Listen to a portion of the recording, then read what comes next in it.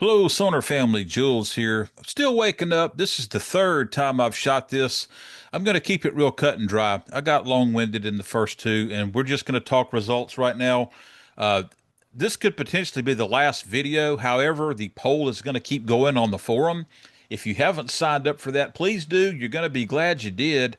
There's a lot of good information. It's very organized and structured. So if you get in there looking for something, a specific topic about how to fix something or whatever, if it's not in there, go start one. Somebody will answer you. It'll be there for the next guy when he needs to know.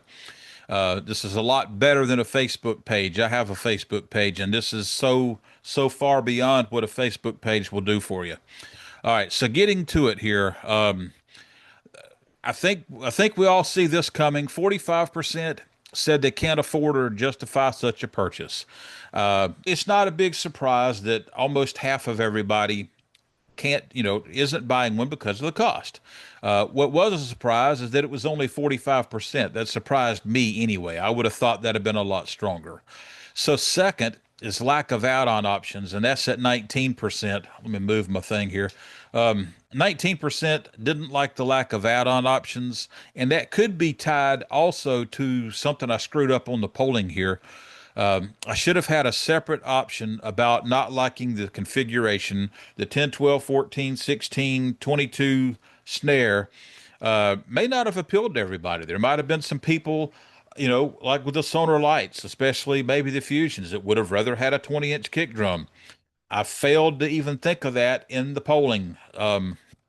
So the 19% that chose lack of add-on options, some of that could have been just flat not liking the fact they stuck with a very safe shell size configuration.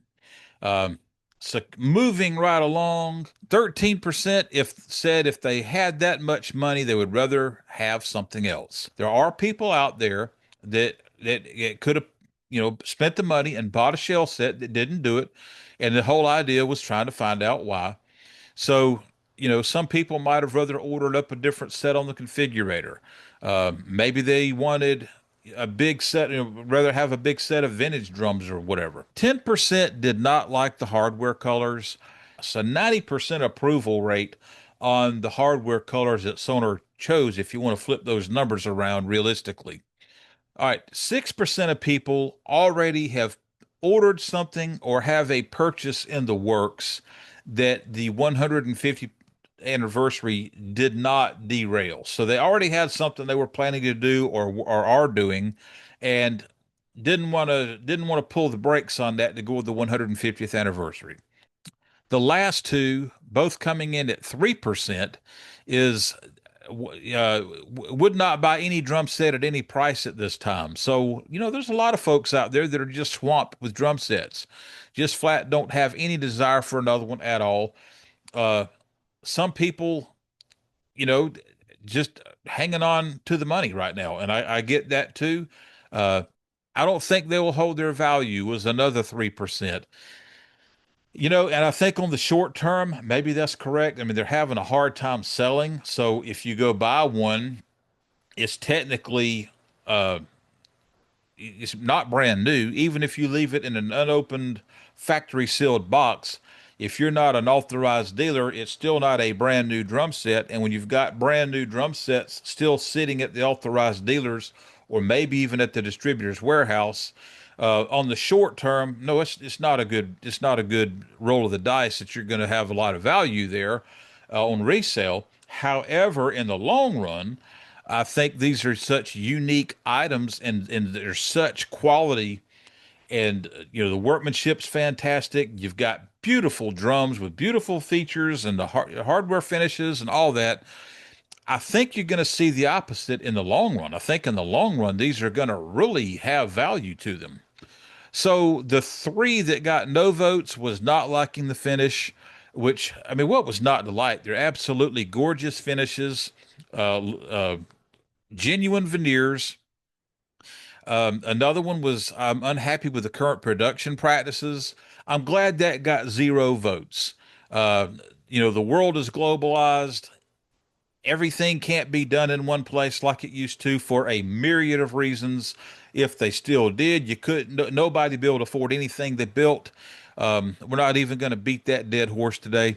The other one is I don't think Sonar is still built with the quality of the Link era, and that got 0 votes. And actually, the interviews I've done with guys that do have the 150th anniversary stuff, they're saying the opposite. They're saying that the workmanship is even better than the quote unquote Link era, which, Sonar was so over the top above everybody else back then. It's amazing they can find ways to wring out improvement, but they've done that. And that is that not very exciting? I find it very exciting that even with the reputation they've had, they still find a way to keep bumping up and raising that bar. And other companies have taken great strides in quality and workmanship and all that over the years. Where 40 years ago, Sonar was so far above everybody else. They've kind of tried to close that gap, but Sonar still nudging that bar up. I think it's phenomenal. And I can't wait to see what else is going on. I just don't think this is the end of the road for the 150th anniversary stuff. We got Music City Drum Show coming up next weekend. Maybe a good time for them to release something new. We will see. Keep your eyes open here. If there's something to see, I'm going to be there. If there's anything to tell you about, I'm going to try to have something out to you really fast on that. So keep your eyes open. Go take the poll. Sign up for the forum. Talk to you soon.